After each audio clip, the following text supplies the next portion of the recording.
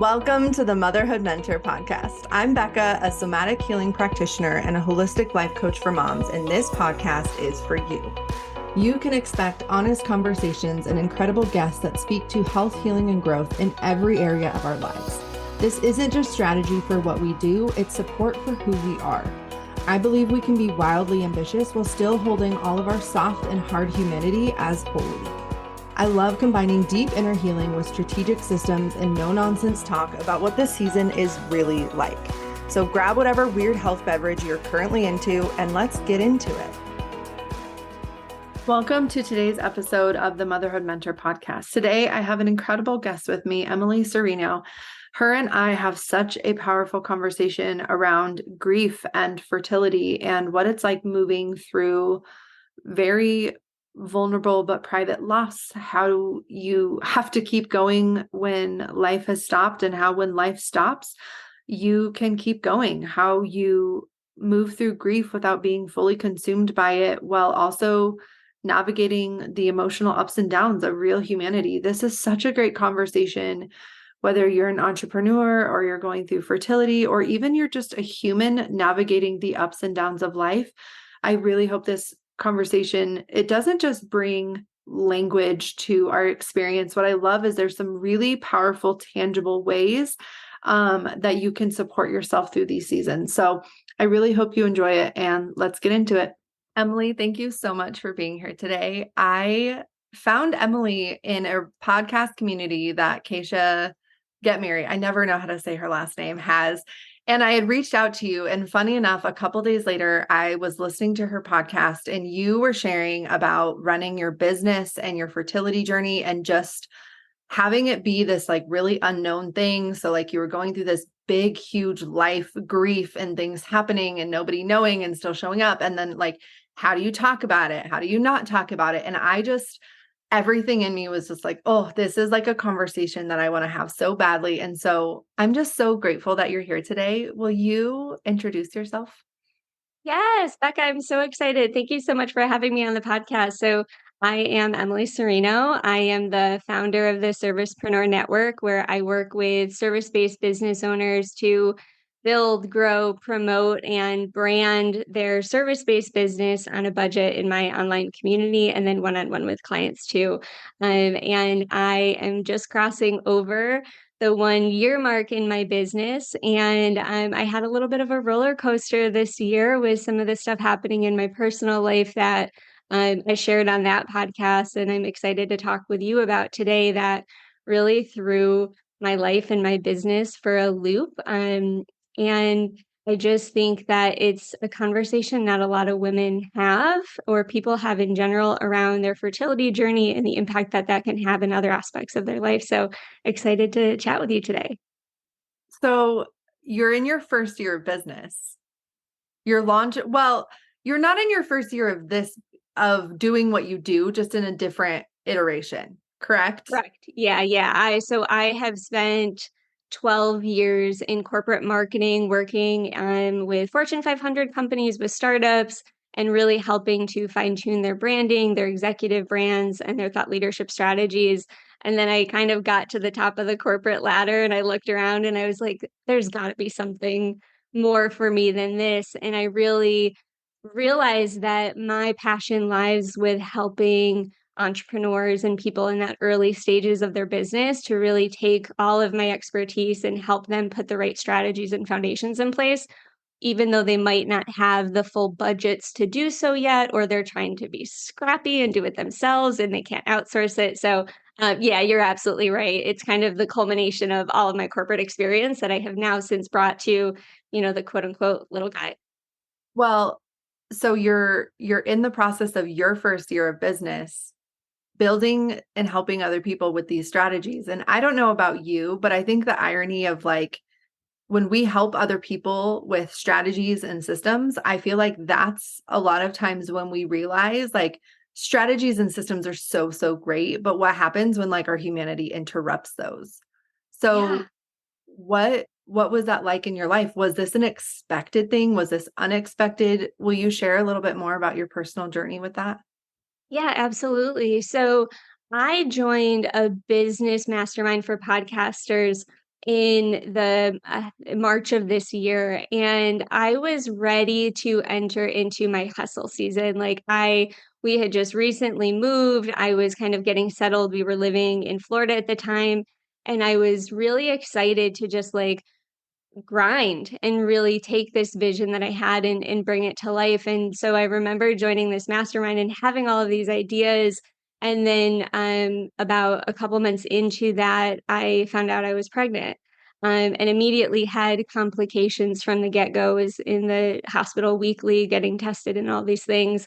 And we lost the pregnancy over the summer in my first trimester. And it was one of those things where I wanted so desperately to be focused on my business, and I wanted to be up early, working long hours, and I was preparing myself for this really kind of strong execution mode.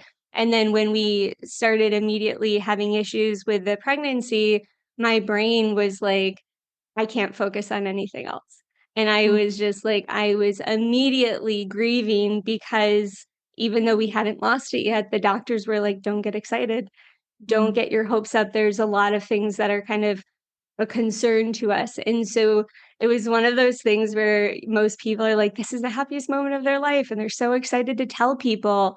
And I was silently struggling because I didn't want to, in my mind, burden my family or my friends with sharing this information. And so I was kind of caught in this really hard place of wanting to move my business forward, but not being able to because I was waking up sad every day. And mm. so I really had to find that place of how do I manage status quo for my current clients while also giving me kind of the permission slip to, not truly work as hard, which is hard for me when work ethic is something so important to me and in my personality and everything that I do. And so it was a hard couple of months for me to kind of grapple with what was happening, but not really have anybody that I could talk to about it or to find resources as an entrepreneur too, let alone nobody talks about it if you're going through a tough experience in your fertility journey, let alone when you're like, hey, we're trying to build a business at the same time, you know? Yeah, I mean it's messy and I think it's grief and I think most of us don't know how to do grief. We don't even know how to do it for ourselves. And then you look at the community cultural aspect of it and it's something that people don't always respond well or they don't know how to respond. What was it? Do you ever regret not bringing people into that with you? Was it part of your process to go through it privately? Is that just what you needed? Because I think there's such a varied experience and I think so many people give different advice. What was that like for you? That's such a great question. I don't think I could do it differently. I think for me it was really hard to like I said, share that burden with someone because I knew that me sharing it, they couldn't control it and they couldn't console me. And anything that they said wasn't going to make me feel any better because I was waiting for the data or an answer from the doctor. And so I don't necessarily regret it. What I'm realizing now is there needs to be conversation about it because I couldn't in my experience.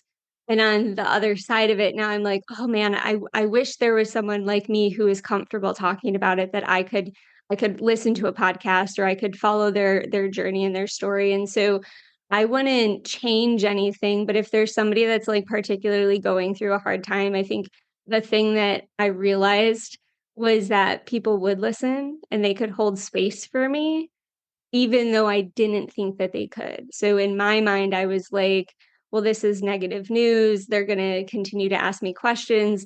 I would feel worse because I didn't have a positive answer for them, right? I hate this phrase, but I'm a people pleaser. And so me sharing news with somebody that's negative and then them out of the kindness of their heart wanting to be like, how are you doing?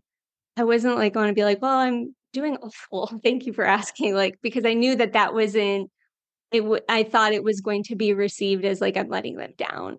And that was really hard for me. And, hindsight is 2020, where certainly that wouldn't have been the case. And they would have been there to support me and pick me up when I was crumbling. But at that moment, it was so hard for me to see that. And I think if there's somebody who's listening who's like, and it doesn't have to be a fertility journey, right? It could be anything that's they're struggling with in their life, in their families, in whatever their business, that there are people that care about you. And regardless if you're going through something hard and there's light at the end of the tunnel, or you're still trying to figure out where that light is or what it might be, if you can find someone, it makes the world of difference. Like when I was finally ready to talk about it, I had friends that had miscarriages themselves, and they shared with me their experience. And when I was, I had to have the procedure done after the fact, and I had friends and people in my life that I could turn to just get their opinion or to help me understand what's coming or what to expect or emotionally prepare myself. And that was super important. So I I'm a pretty, like, deal with it yourself kinda girl, but in retrospect, I wish I might have opened up a little bit more sooner, because I struggled a lot.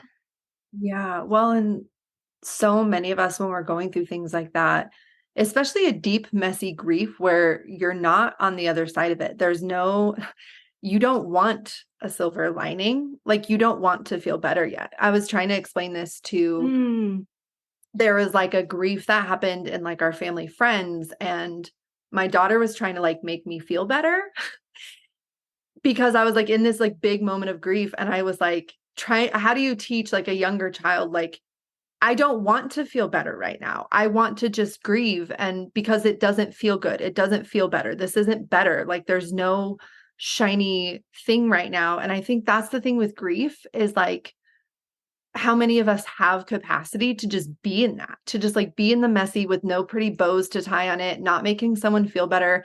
And I think empathy is such a powerful thing when we can sit with people who can empathize. But I think also when you are empathetic, and a lot of people pleasers are empathetic, we can try to prevent other people from feeling our feelings in the way that we would theirs, right? Like, I don't know if that's mhm. your experience, but I sometimes find myself trying to protect other people from feeling my stuff too much. And then I remind myself, like, that's mine to feel. They're going to feel whatever is theirs to feel. And like trusting other people to hold what is theirs and not. Yeah, you said that so eloquently because you're so right. Like I kept thinking if I was going to share what we were going through, like that was going to ruin the person or it was going to make them so unbelievably sad. And I'm like, well, you can't be sadder than me. So I should have been like, all right, come here, come into my world. But it's interesting. I actually was a little bit opposite from you where I was like, I just need to get through this. And I was like counting down the days of like when my procedure was, when my follow-up dates were to make sure everything was okay, everything was happening. And like those dates on the calendar were like the only thing that I could focus on.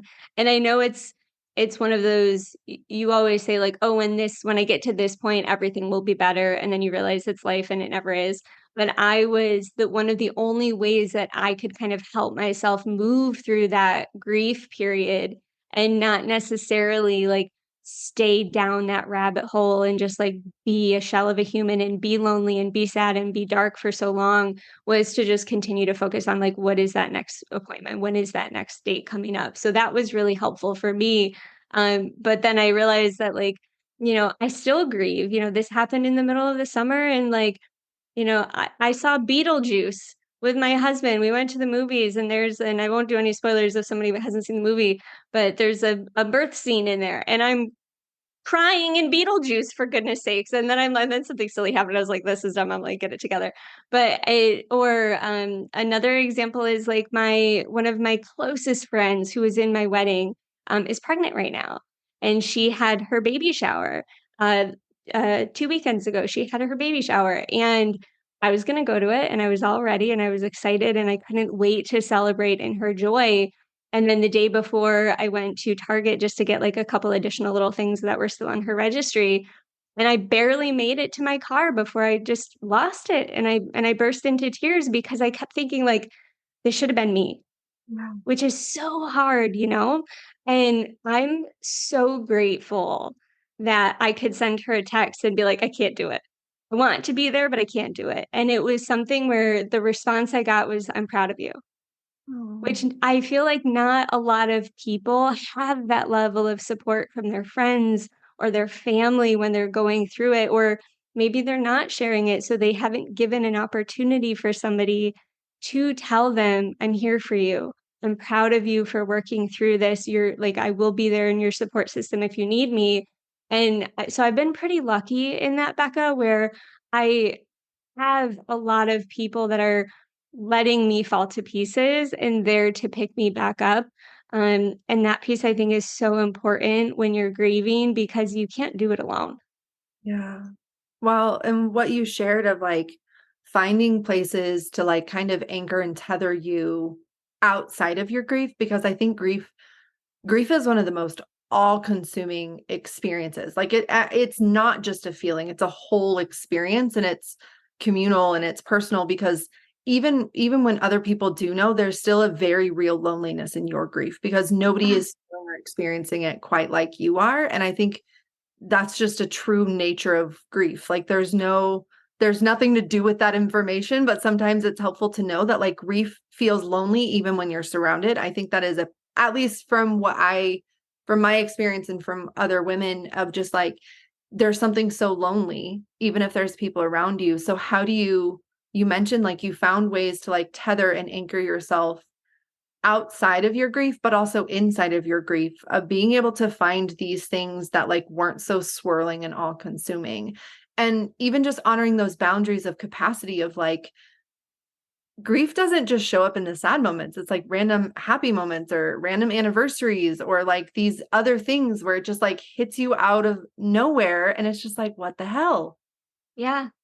Yeah, I see it even in moments where I get to go home and see my nephews and be around like these bundles of joy and being so happy, and then having just those like small reality bursts on your heart sort of thing, right? Where you're like, oh, and you grieve for a moment, and maybe it's something that you kind of have to like compartmentalize and say, I'm gonna have that later, if you can in the moment. And so it really is something where it's gonna come out of nowhere. Like, I was just having a conversation with somebody who shared that she had gone through it too, and, because ironically enough, I think the data is like 1 in 4 women will have a miscarriage, which is crazy to think about because it is such a lonely experience, but so many women experience it, and yet no one talks about it.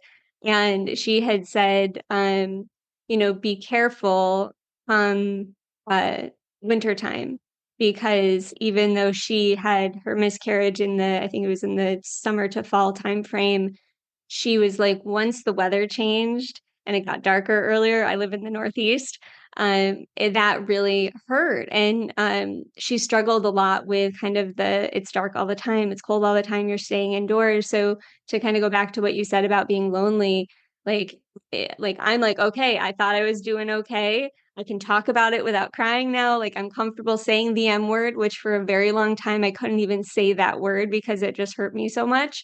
And now I'm like, how do I make sure that I'm preparing for the future and putting the right things in place and making sure that like my mindset is in a good place and that, I can have those conversations with my husband when I'm struggling and just different things that I always you hear a lot of people talk about what's happening in the moment, but what about the future? And how can you even like plan for some of those things? I think for me was super helpful. Yeah. So like looking at where you're at and what's to come and thinking, what support can I already put up for myself? How can I make sure I'm going to be okay even in those moments where I'm not okay? Yeah, yeah, and I think again, for me, I'm a pretty type A person, so, like, I love Excel spreadsheets, I love structure, I love checklists, and so for me, I like, in front of me in my office, I have a massive calendar, and so I have everything, and I designed it so that it was, like, literally as big as the wall in front of me, and I have all the dates, so I've got important dates in my life or things that are exciting for me, I've got work functions and things on there and just all the things in my life. And so for me, I really needed to control what I could because Yeah. I can't account for emotions, right? You can't account for somebody says something. Like I'm at a conference and somebody asks if I have children yet. And I'm like, I haven't been asked that question before. How the heck do I answer it? Like, no, we don't, we're trying. Like when you try to, pivot the conversation elsewhere and you can't control for those things. Yeah. So I have just tried so hard to be like, what are the things that I can control? And how do I make sure that I'm just like setting myself up for success in the day to day of my life? And the more that I can know how I'm moving through real time allows me to feel a little bit more grounded where my feet are. So when those unexpected questions get hit or something happens or a commercial comes on TV or I'm scrolling on social media and I see somebody announces their pregnancy and all of those things that are difficult to handle, I've got a little bit more stability because I'm kind of really staying structured in this time right now. Yeah. Well, and it's so powerful because there's nothing, I think, I mean, pregnancy, miscarriage, and then any type of grief is just one of the most you feel like you've lost so much control because there's so much outside of your control and there's nothing you can do to fix it. And especially when you're a type A person, like you're very similar to me. It sounds like where I'm like, I really like to when I can fix things, when I can solve the problem. And I think that for me was really, really hard is feeling like how do I fix there was nothing to do to fix it, to make it better, to make it go away. And so I had to find what can I control? What can you put on the calendar or in your life that is within your power to say, like, this is mine. This is still my life. I still have agency and I still have this power inside of me and not be to allow yourself to feel the emotions, but to not be fully swallowed in it is such a powerful thing that I think so many women will avoid their grief and dissociate or numb from it or distract from it or overwork. And it sounds like you are powerfully making space for the emotion and the experience of grief while also saying, like, this is not all of who you are. Like, this is not everything about you. This is just a part of you. This is just one part of you. And yeah, it's a big part right now. It's a soft, tender part. And I just have to say, like, I'm really proud of you. Like, even just sitting with you Thank today of you. like already being able to talk about it and share your story, I think is just really powerful for you, but also for so many women. I know, um, I experienced a miscarriage as well. And when I was going through it, I'm sorry. I only told some people. And then I hadn't told anyone else. And so there was this weird, like, some people knew that like my whole world just ended. And then like some people had no idea. And it was just like a Monday. And one of the things you talked about was like in your business, having that privacy, which so many of us really understand, especially when you're in a business or if you think of like people who are on social media a lot, there's a it's hard to navigate what feels private and what's a boundary versus like what's being authentic because vulnerability doesn't mean sharing everything, especially, who are you sharing it for? When are you ready? But can you share like how you've navigated that piece of it and how that's felt for you? Yeah, absolutely. And I think you kind of mentioned this a little bit, but I really took this mindset of like this is happening to you, but it doesn't define or change who you are.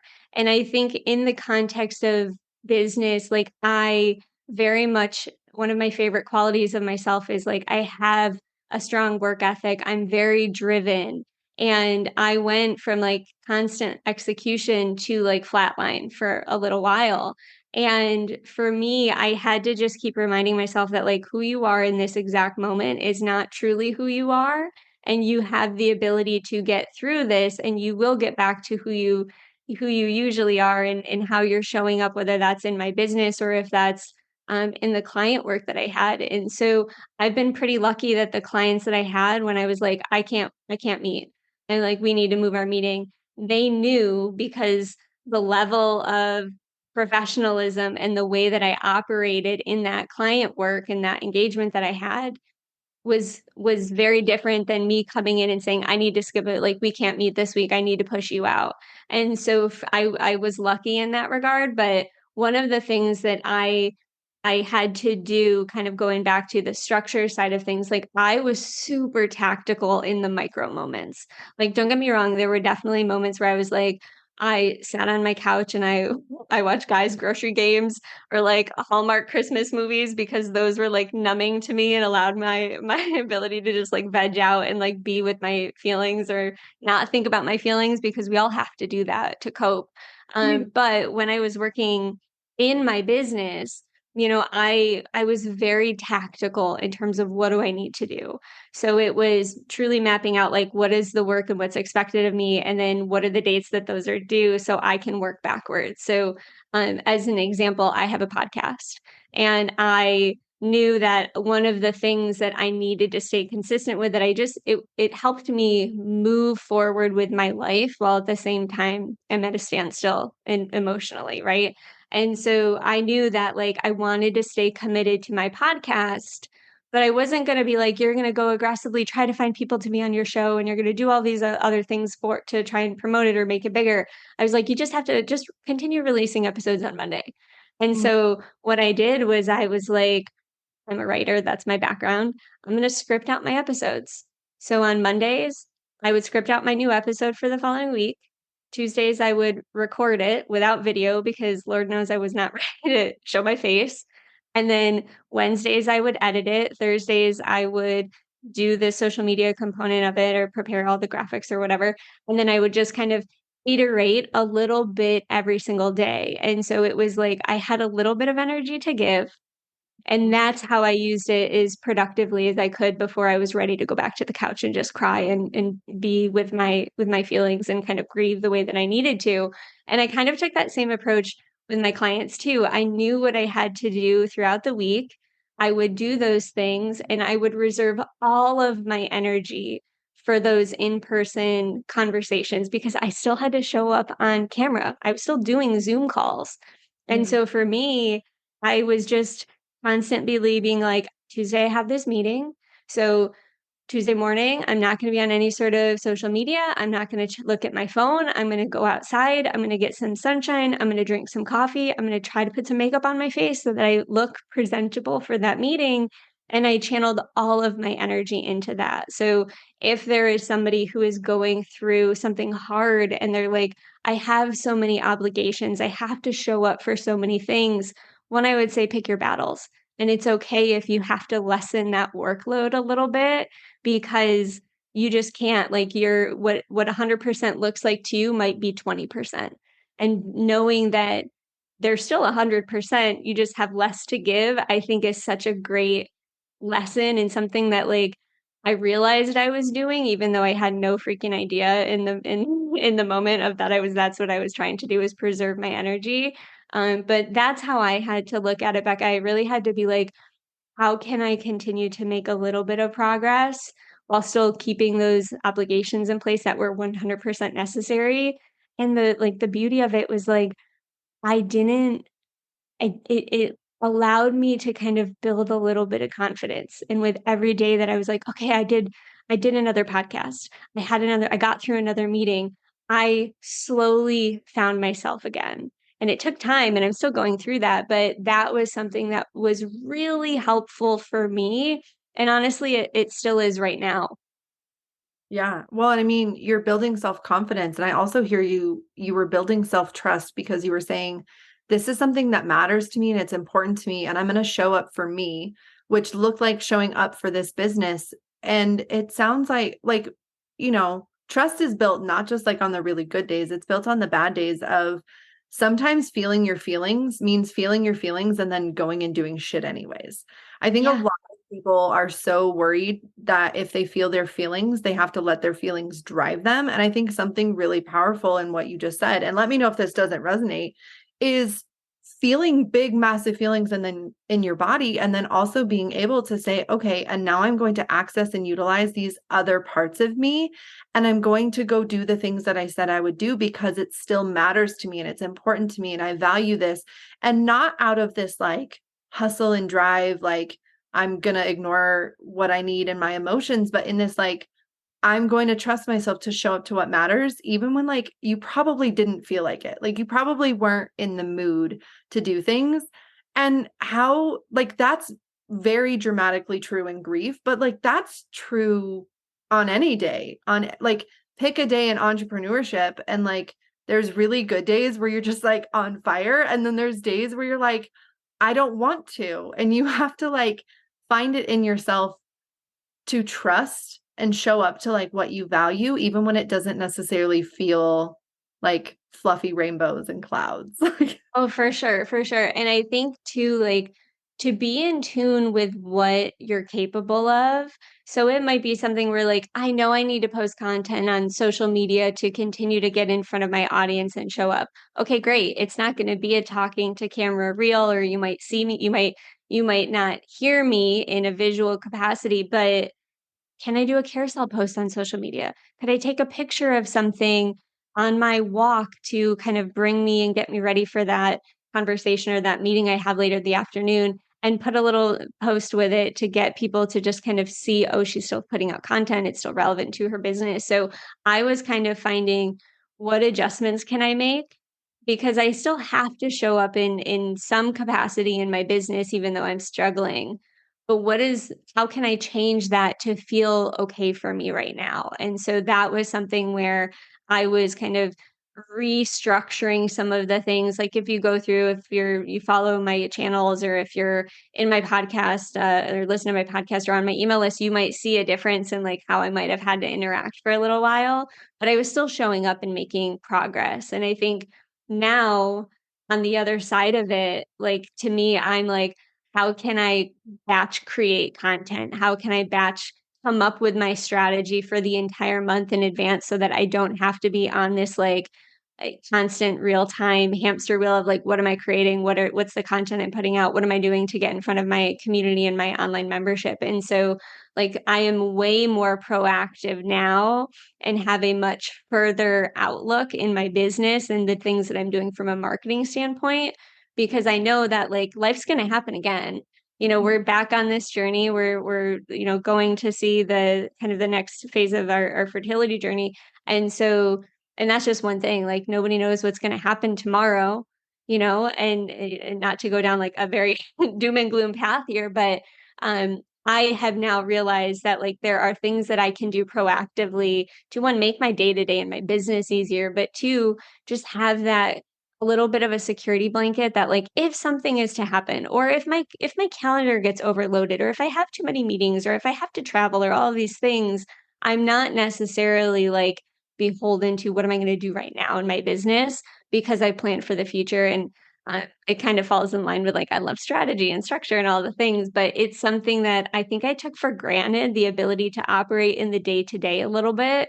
And now being able to kind of put some of those protections in place for my business, for my mind, for my heart, because so many things could come up. I could start grieving in another capacity, or something could happen. And so um, I can't share that enough of like, what are the things that you can do to get you out of the day to day, just to give yourself a little bit of a buffer.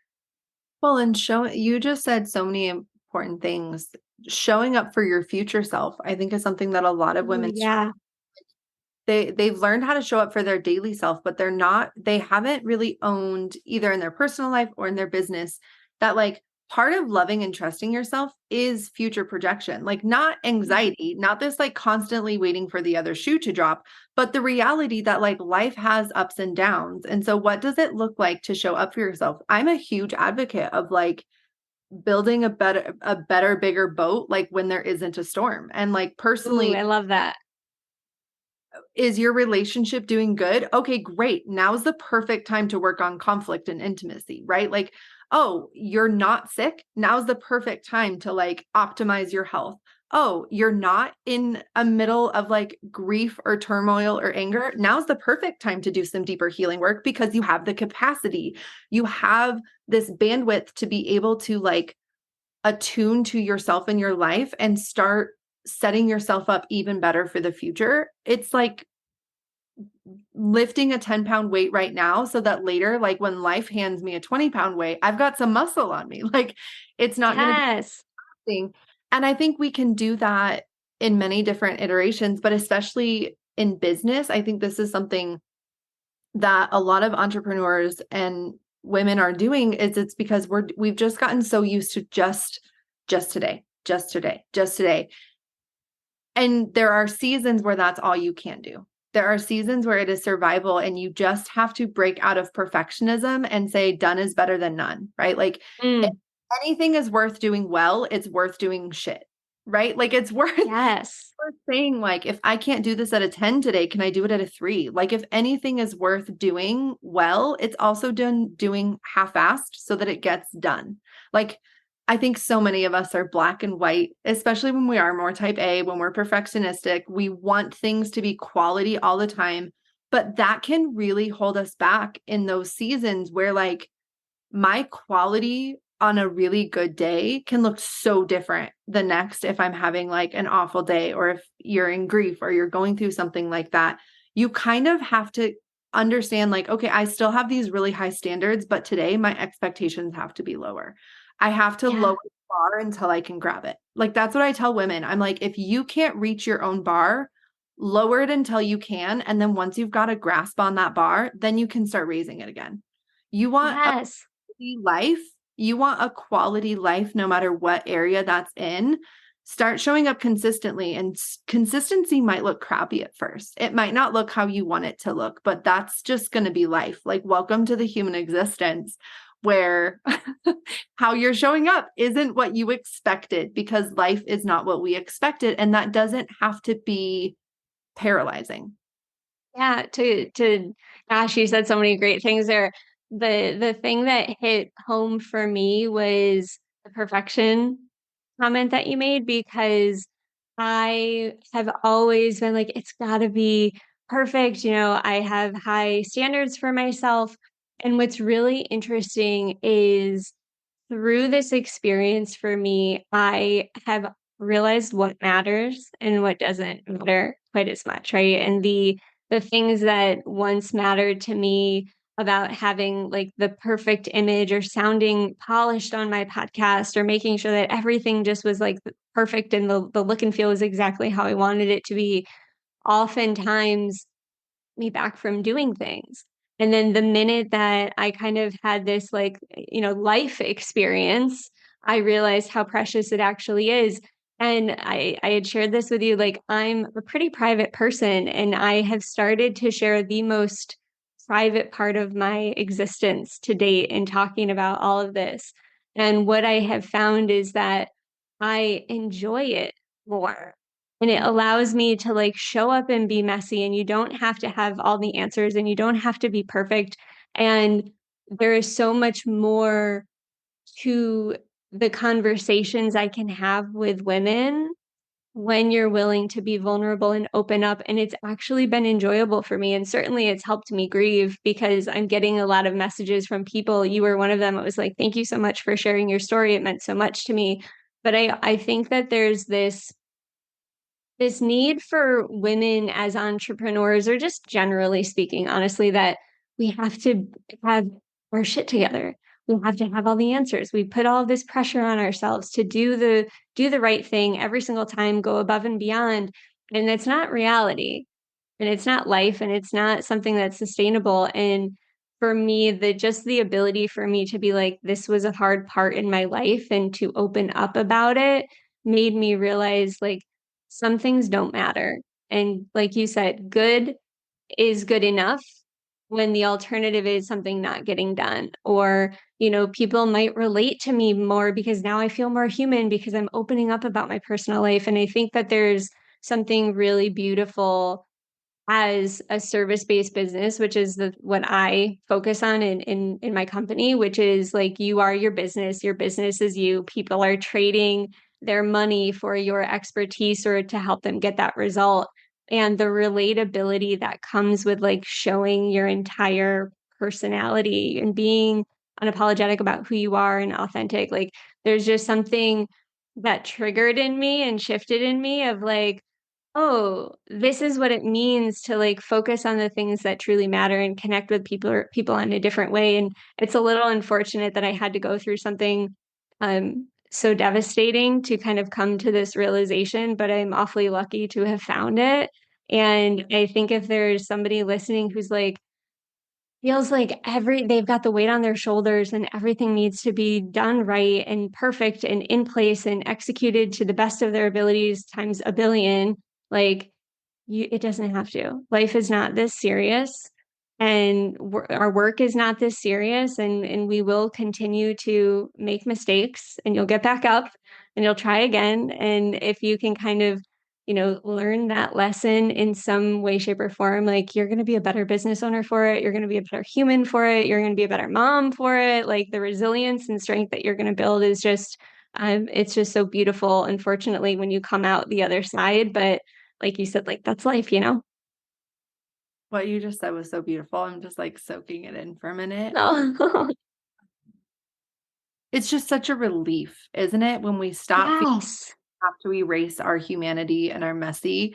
And I think especially in professionalism, I think this is such a interesting topic and one that like I love talking about because people don't really talk about the pressure that women feel. And it's a very real pressure that we need to, people don't use the word perfect, right? Like we Mm.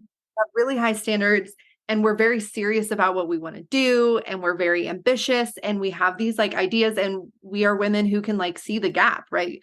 Like I used to always like wish I wouldn't see the gap or I wouldn't feel the gap. And it's like that is my gifting is that I can see Mm. where it is to where it could be or where it should be or where I want it to be. But that for so long felt like this pedestalized pressure of like, I have to be this thing that I'm not all the time. And I think we love authenticity in other people. Like we see other people being vulnerable and we're like, oh, I love her more. Like I like her more. But then when it's us sharing it, we feel all of this shame and like vulnerability doesn't really feel cute. It feels like, oh my gosh, what did I just say out loud? Or like, I can't believe I just let that person into this like part of me that doesn't have this pretty bow tied on it. And I think this is something that like, especially as professionals, especially like as entrepreneurs, it can be so easy to be like pedestaled from other people, but even on ourselves of like, I have to create this persona of me, like this version of me that like, it's real, it's authentic. Like this persona of me is still real, but it's not all of me. It's just Yes. parts of me. And there's just a nature to that of like, my clients or my social media or my professional side, like I'm not bringing every single part of me to that. And part of that is like healthy boundaries and keeping things private. Like I'm a pretty private person actually, but I'm also really awkwardly like a non-TMI person. Like let's just, especially in real life, like social media, a little less so, but in real life, I'm like, oh, let's talk about it. But when we stop pedestalizing ourselves, other people get permission to do the same. And then we don't have to be personas. We just get to be people, in our professional lives and others. And if we're going to create our own businesses, should we be like these corporate whitewashed, like no character, no humanity? Like, I don't know about you, but that's the whole reason I started a business. That's the whole reason why I went on my own is because I was like, I want a business that doesn't have to be corporate, that doesn't have to Mm. when they have to cancel because they have a sick kid and couldn't give me 24 hours. Like, I don't want to do those things. And isn't it beautiful that I'm in a business where my humanity gets to play a role in it? And it always feels like it's going to be problematic. And then I see the women across from me taking a big deep breath and being like, oh, I'm allowed to do that too. I'm allowed to just take up space and have messy days and be human and not have that mean that I'm not serious. Right. Because Yes. those parts, like, yes, I have these very messy human parts of me, but like also like I'm very serious about what I do. I'm very professional about what I do. And those things seem like they're conflicting, but they actually work really well together. Yeah, I love how you phrase that. And it's so interesting because it's good enough for her to be vulnerable and share that, but I could never. Yeah. Right? And so it is hard, especially if you're someone, and I'm in that same category where I am a pretty private person. And it's one of those things where it took me being scared, because I'm currently in my do it scared season where like I'm just trying different things. And like if it's gonna scare me, I'm gonna do it anyway, and we're gonna figure it out as we go. And it all I kept saying to myself was, if I share this story and I could help one person, it has made the world of difference and it was worth it. It was worth me being comfortable, being vulnerable, and sharing my story if it helped somebody else who's going through the thick of it, who found my podcast at the perfect time and was like, oh my God, I needed this today. And now they're, I had said in the other podcast I was on, like, I knew I was going to be okay when I could paint my fingernails because it was the littlest piece of self-care that I was like, I painted my fingernails. It was a hot pink color and I was like, I'm going to be okay. And it was that moment sitting, in my bathroom that I was like, I'm going to be okay. And if me telling my story and being scared enough and vulnerable enough to share it with the world in a very public platform, it was worth it. And then what happened in me was like, oh, that wasn't so hard, that wasn't so scary. And now I'm like, well, how can I continue to do that where I'm comfortable finding that threshold of like how much I want to share and how much I want to be vulnerable. And I think that line's going to look different for every person. You don't need to, to stay on that social media thread for a second. Like, you don't need to get on and share your entire life story and air your dirty laundry and all the things. Like, there are people that are going to be gravitating towards you for the level in which you're comfortable sharing with them about yourself. And I think if you can just kind of say, who can I help today? If you're a business owner and you're scared about sharing your story, but then you're like thinking about the person who desperately needs your services, but doesn't know you exist yet because you haven't been comfortable or, scared enough to like actually come through and share that with them. I always like to think that as service-based business owners, we number one get in business because we want to serve others. We want to help others. We want to help them live a better life, to build a better business, to, insert whatever the result or transformation you can offer it here. But that's the goal. And for us to kind of lean into that when it feels uncomfortable, I think is a really interesting way to kind of like trick your brain a little bit to being more comfortable. But I also say, like, so many people are like, you have to bring your whole self to your brand. No, you don't. Like, do what makes sense for you. And the thing that I always say is like, if you're excited about the work that you're doing, if you're genuinely happy and you're able to have an impact and like you're enjoying how you're marketing yourself, like don't put all of this unnecessary pressure to be somebody that you're not, because at the end of the day, people are going to know. They're going to see right through it and they're not going to feel as connected or gravitate towards you as much. And so I always like to remind people, like, you don't have to be anybody other than you want to be. And if it feels too foreign to you, reflect on what you want your business to look like. Reflect on how you interact when you're one-on-one with your clients and like channel that into your marketing, but don't feel like you need to be doing more than you currently are if you're not ready for it, because you might not be.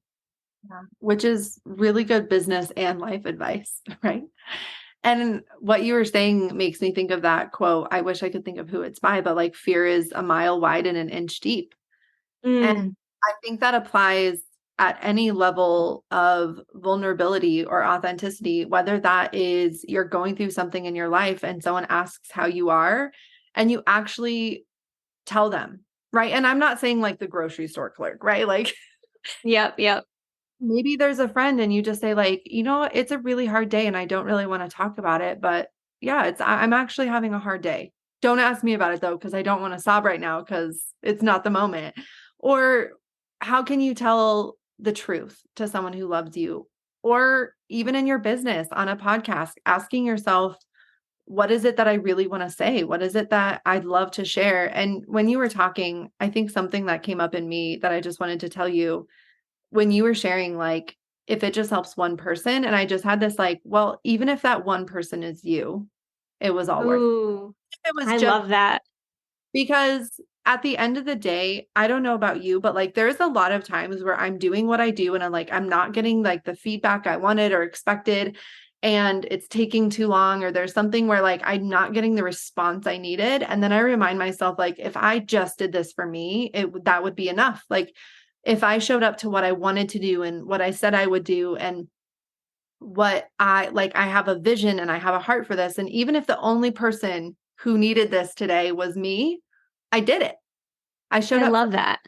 Building your self-trust and confidence, which sounds like was a big piece and has been and will be a big piece of moving through this grief for you, is just noticing that it's just a part of you, that there's so much more to you. Like this is a piece of your story, but it's not all of it, right? It's just a chapter in your book. Like I'm a big reader, and someone was talking about like our life stories versus books. And I was like, yeah, like think of like, okay, Harry Potter, right? How many chapters are you like, oh no, this is going terribly wrong for him. Everything has gone wrong. This is the end. This is the worst. And then like a couple chapters later, you're like, oh, we're okay again. And I often think of that when I'm in a season or having a day. It's like, this is just a chapter. This is just one story in a very long book. How do I want to write this out? How do I want to show up to this? How do I want to show up to this season? And it sounds like that's something that you've done really well, even if it wasn't really easy or pretty for you. Yeah, I love that analogy because like, and I'm gonna probably butcher this quote, but it's like, it's not the destination, it's the journey. And you have to fall in love with the journey because the destination is constantly going to move as you reach the destination and you set a new destination, right? And so I really love that because, you know, time will pass. You will work through it. You will come out, even if you don't come out stronger on the other side, you're going to come out smarter. You're going to come out with more experience. You're going to come out with the knowledge to help you get through it again. You know, if this happens to me in the future, like I know where I went wrong. I know where I could improve. I know to ask for help sooner. I know to not carry this burden and confide in my husband maybe more than I did when I was struggling, or like the triggers, or you know, the one thing that you had said of like, don't ask me about it. It's been a bad day. I don't want to start sobbing. Like, one of the things that I got really good at after I had shared kind of where I was at was I didn't want people to ask me how I'm doing. And I didn't want people to send me a text that was like, just checking on you. Because those two things for me were just like, oh, they're worried about me. I'm not grieving fast enough. I'm too sad. Like I had all of this negative self-talk in my brain of a seemingly very supportive question, especially living, you know, my family is in New York. We were in Florida at the time. Like I have made a lot of entrepreneur friends that live all across the country. My friends are in all different places, but I had to realize, because I kept getting this gut reaction every time I got it, and it didn't feel good. And so I eventually got to a point where I was like, you can't ask me those questions, and like find a different way to, you know, talk to me about it, or be like, hey, what's going on with your business, or are you and John doing anything this weekend to get outside and get some fresh air and enjoy that Florida sunshine? Like there were different ways that I needed people to get creative. So if somebody is listening to this and they're like, they're not going through it, but maybe somebody in their life is going through something hard, kind of think about how you're asking questions and how they might be received, because I'm going to assume they're going to get received not the way that you want them to, depending on the person. And for me, it was something that I had to be super vocal, and kind of to your comment earlier about like building that self-trust and that self-confidence in yourself. Like I had to realize nobody knows anything until you're willing to tell them. And so they're going to keep doing the things and keep checking on me and doing all of it until I have to say like, hey, no, I can't have you ask me that way, because it hurts me and it brings a lot of pain and sadness to me. But if you ask me other questions, great.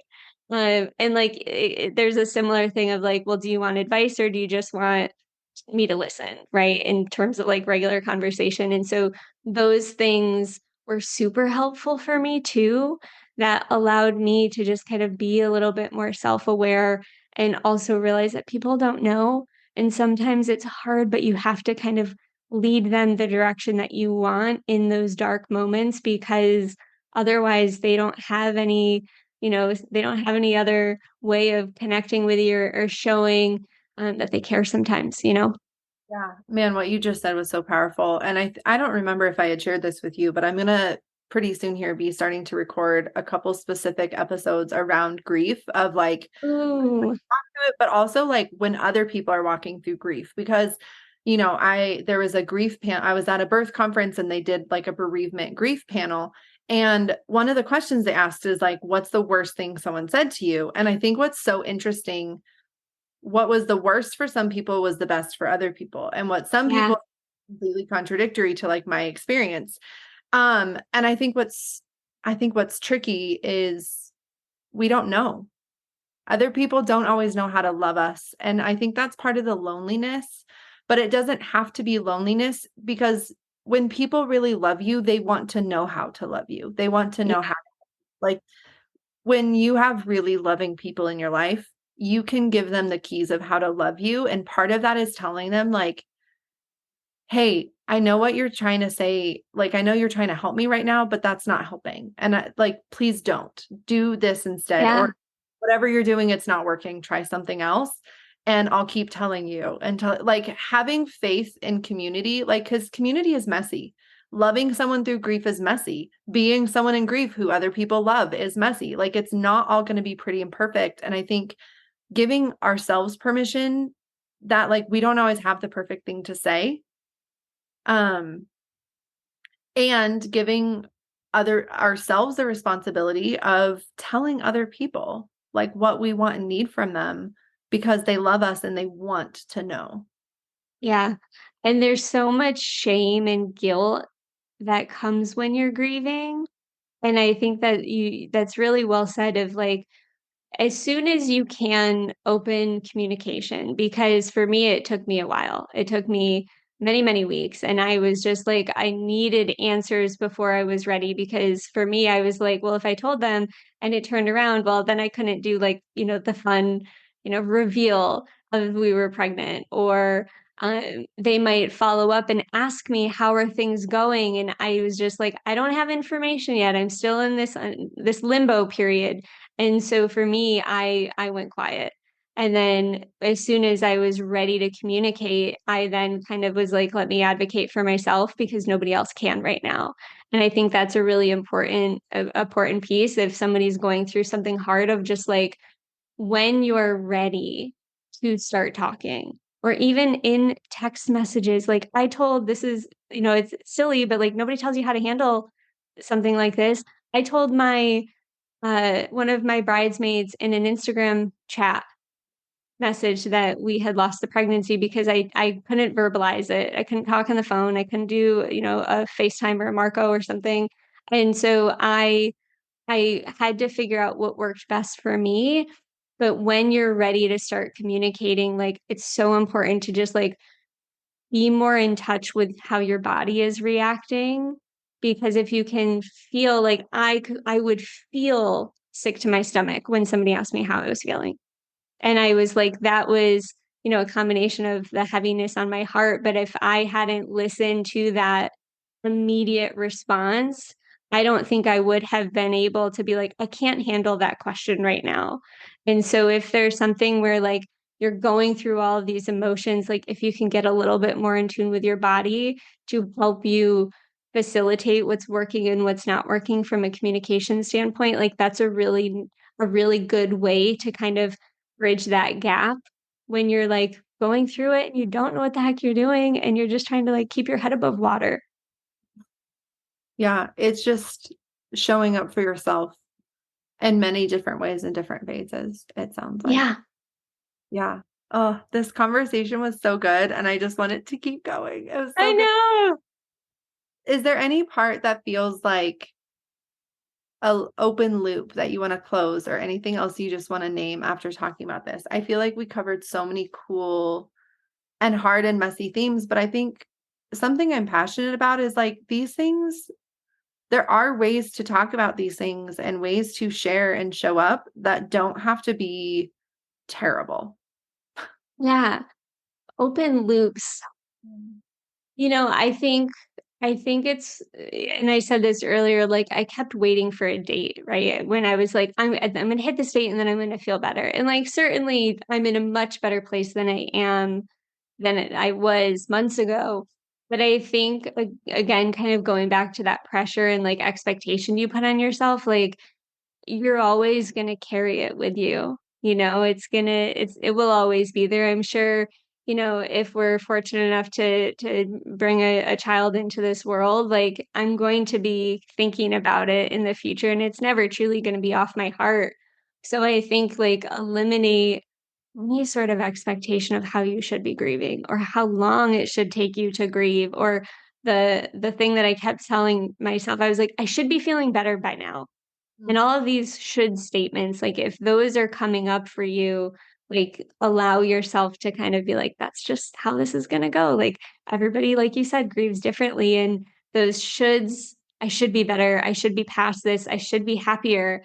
Uh, are the things that are going to tear you down the most. And I think if you can kind of recognize that and realize that like your grieving journey is never over, it might look different in different seasons, but um eliminate that expectation, because like we're all just trying to figure out this life, and like we all have these challenges that we go through, and like carry them with you. Don't let them define you, but don't let them hold you back either.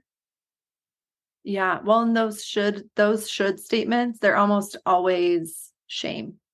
Yeah, Like 100%. that internalized shame that is like, what is wrong with you? And 100%. whenever I have that, I just think of like, if I had a really close friend who was feeling this, would I ever look at her and be like, you shouldn't be crying right now? Like, Never. never. Like, and then there would be times where I might be like, oh yeah, I might tell her like it's time to go like take a shower, but I would never do it out of shame. I would Right, never do right. it out of like harm or judgment. I might do it out of like, okay, we need to change our approach to this, or there need to be some boundaries, or like, hey, let's get out a calendar and put on, right? Like there might be some different behaviors, but it wouldn't be out of this shaming way. And yet we so easily accept that for ourselves, those like shoulds that come in shame. So man, that's so powerful. And I can think of so many reasons, like grief is life. Life is grief. Like the way that we handle grief really sets us up for how we move through our lives in a lot of ways. Yeah, And it can yeah, be much, and it's not like a silver lining thing. It's just like how do we learn how to be human? How do we learn how to live with our humanity? Because it's not going anywhere. And that doesn't have to be like an ominous, terrible thing.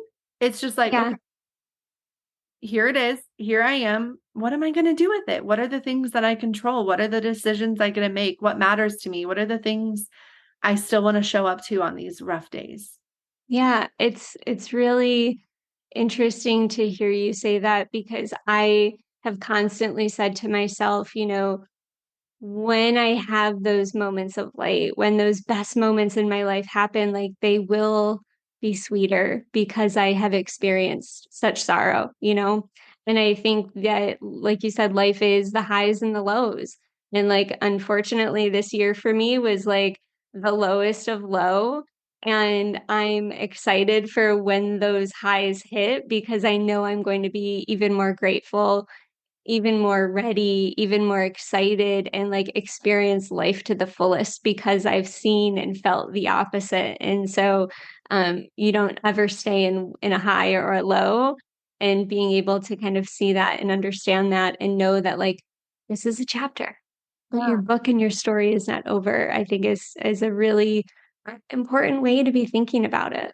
Yeah. And the wide range of your health, right? Like the story arc is a very important part of life. Yep, absolutely.